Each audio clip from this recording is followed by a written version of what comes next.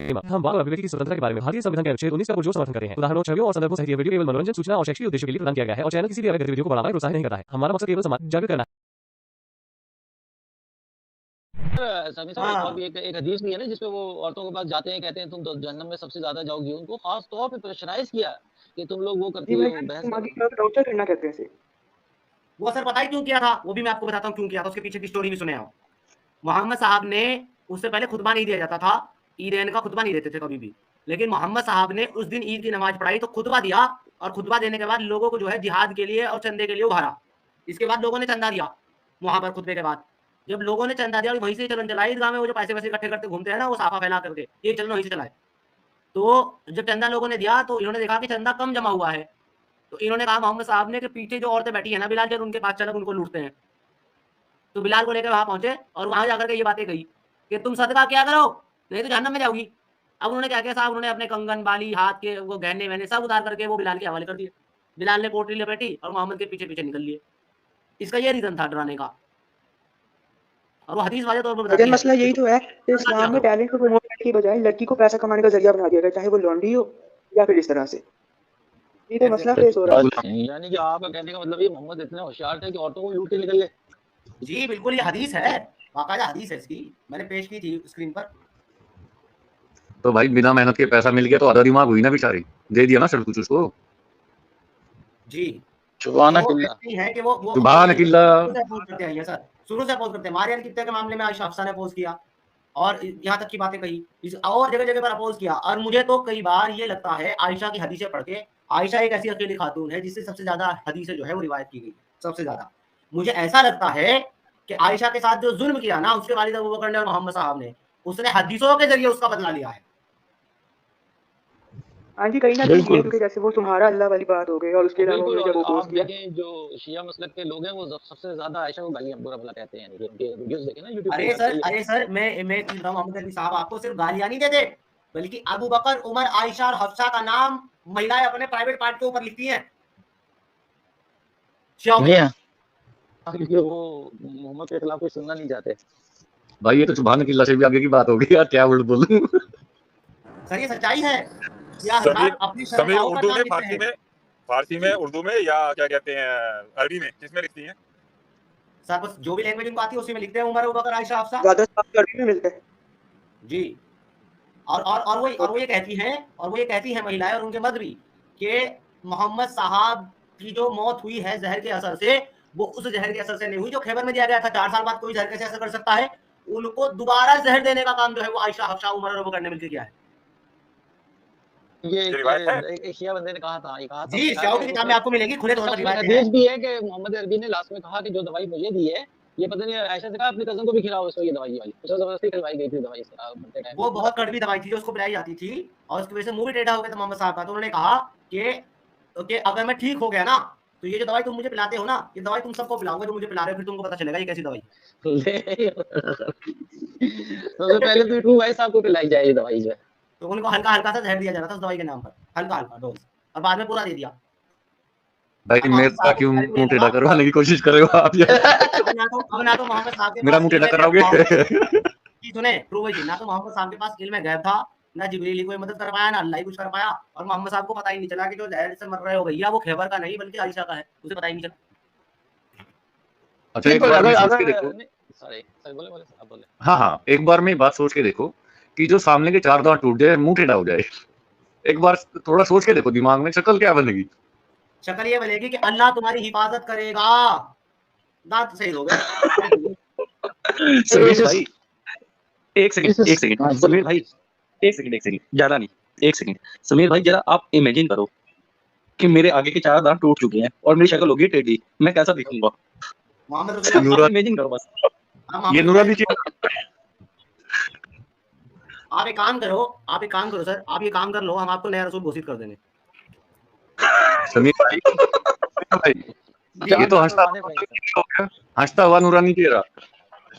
जी अच्छा इस तरह से तो देखा जाए तो बीबी आयशा समीर भाई वो तो बहुत बड़ी मुस्लिम इंसानियत हुई इससे, मतलब जान छुड़ा दी, लेकिन अब पता कितने और बंदे मरवा देते हैं। अरे सर मैं एक बात बताऊं आपको, मैं आपको एक बात, तो फिर आयन भाई से मैं कुछ पूछूंगा, वो कुछ कहना चाह रहे शायद। मैं आपको एक बात बताता हूं, इस्लाम की सबसे बड़ी विक्टिम महिला अगर कोई है, सबसे बड़ी विक्टिम महिला कौन है सर, बताना चाहेगा कोई इस्लाम की सबसे बड़ी विक्टिम महिला कौन है? बीबी आयशा, उम्मुल मोमिनीन। ट्रू भाई जी कौन है आपके मुताबिक?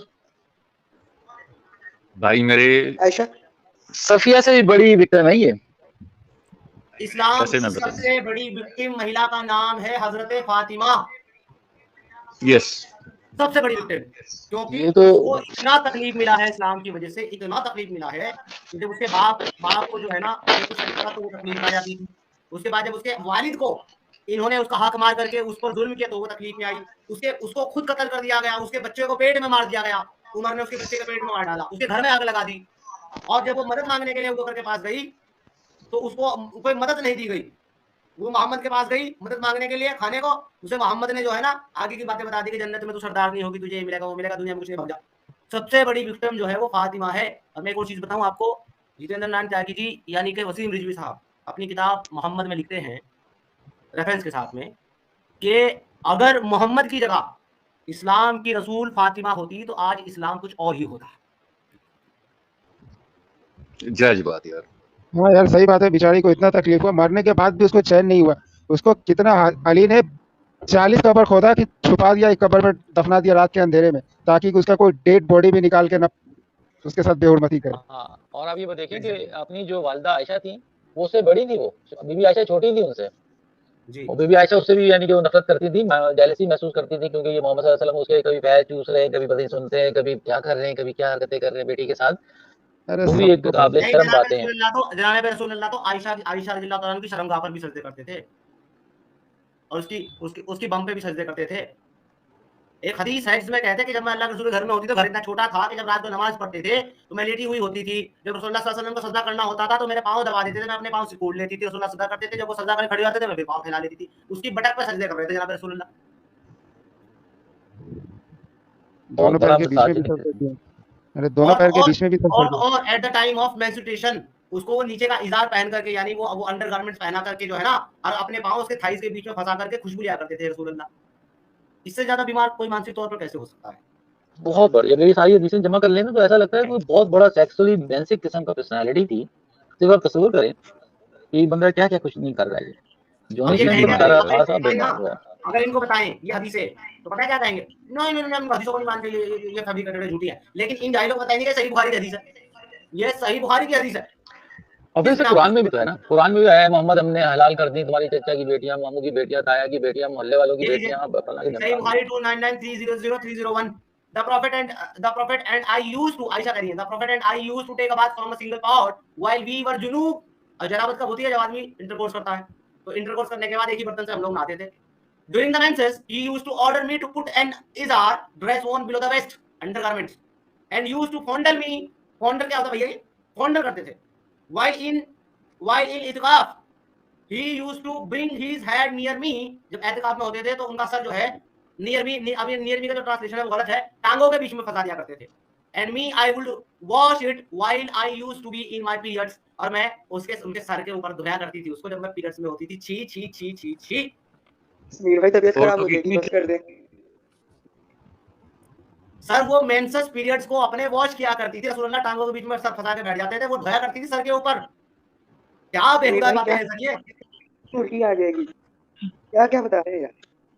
देखिए सर मैं थोड़ा बता रहा हूँ, सही बुखारी में लिखा सर आपके सामने है, सही बुखारी का हवाला हदीस नंबर 6 बुक नंबर 6 हदीस नंबर 6 वॉल्यूम 1 हदीस number 298 USC MCA web reference ये है। सही बुखारी का इन बुक रेफरेंस ये है बुक नंबर 6 हदीस नंबर 6 और इंटरनेशनल नंबरिंग है सही बुखारी 299300301। ये मैं कह रहा हूँ क्या सर?